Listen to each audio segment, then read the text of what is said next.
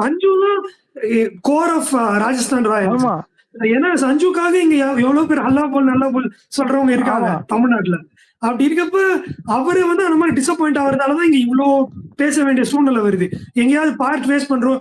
நான் இப்பவுமே சொல்றேன், லாஸ்ட் சீசன் எம்ஐ கிட்ட ரிஃப்ட் இருந்ததுன்றது அவ்வளவு வெளிப்படையா பேசினாலும் அவங்க கன்வின்ஸ் பண்ணி எப்படி திருப்பி ஒரு ரீவாம் பண்ணிருக்காங்களோ அவங்க கேம்ப, இதே மாதிரி ராஜஸ்தான் ராயல்ஸும் மீண்டு வர நிறைய சான்ஸ் இருக்கு. அங்கிருந்து ராஜஸ்தான் வந்துட்டு வரா, வேற டீமுக்கு போயிட்டு வரா, ஜெய்ஸ்வால் வேற டீம் போயிட்டு வரா, அதெல்லாம் நமக்கு தெரியாது. பட் இந்த ரிசல்ட்ஸ்ல அது தெரியும்.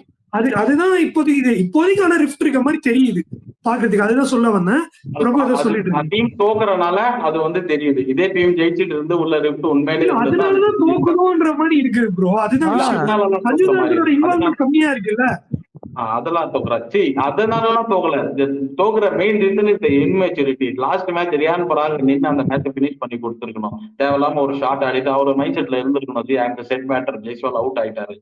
அதெல்லாம் புரியுது ப்ரோ. ஆனா எனக்கு அந்த இப்படின்னு வந்து சஞ்சு சாம்சன் அவரோட ஸ்டேச்சர் அவர் கிட்டத்தட்ட காமெண்டட் தோனியோட கம்பேர் பண்ணி ஜஸ்டிஸ் ஃபார் அவர் டீம் எடுக்கலாம், ஜஸ்டிஸ் ஃபார் சஞ்சுன்லாம் போட்டுட்டு இருந்தாங்க. அவ்வளவு பெரிய கூட்டம் இருந்தது அவர் பின்னாடி.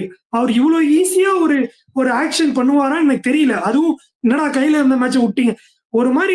அது வந்து எப்படி இருக்கு வெளியே இருக்க ஃபேன்ஸா சொல்றோம், சஞ்சு ஃபேன்ஸா சொல்றோம், எப்படி இருக்குன்னா நீங்க எப்படியும் நான் சொல்றதை கேட்க போறது இல்லை, நீங்க பாட்டுக்கு ஒண்ணு பண்ணிட்டு இருக்கீங்க, ஏதோ பண்ணுங்க விட்டுருங்க என்ன அப்படிங்கிற மாதிரி இருக்கும். அவர் ஒரு சேவே இல்லையோ அந்த டீம்ல இப்ப அப்படிங்கிற மாதிரி தோணுது வெளியே இருந்து பாக்குறதுக்கு.